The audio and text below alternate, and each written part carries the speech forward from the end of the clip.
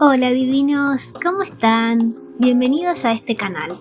Mi nombre es Briela, soy artista visual y los invito a charlar de temas específicos a propósito de las obras que voy creando mientras comparto imágenes de mis procesos.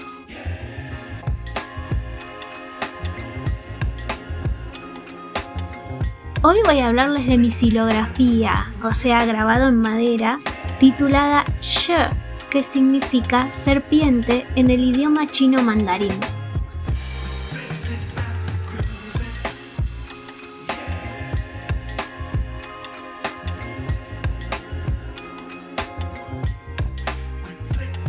Como muchos sabrán, está comenzando el año 4723 dentro del calendario chino, que en el horóscopo corresponde al año de la serpiente de madera.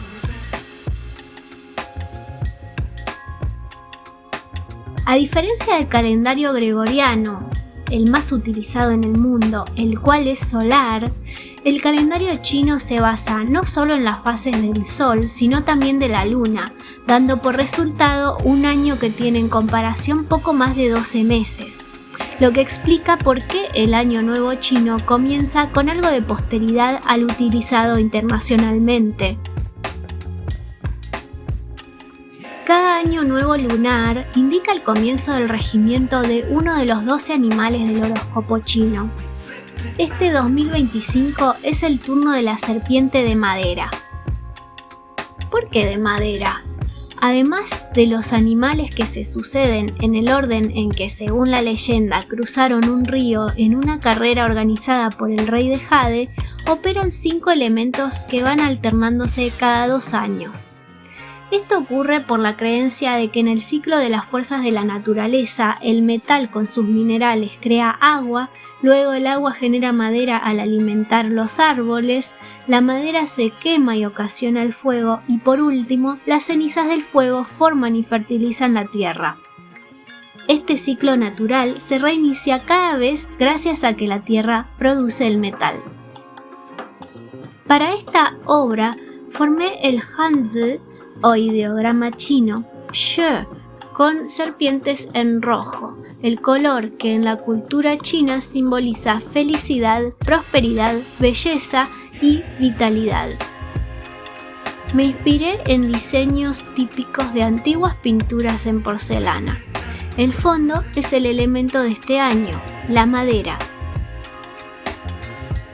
La serpiente representa fluidez frente a momentos de transformación.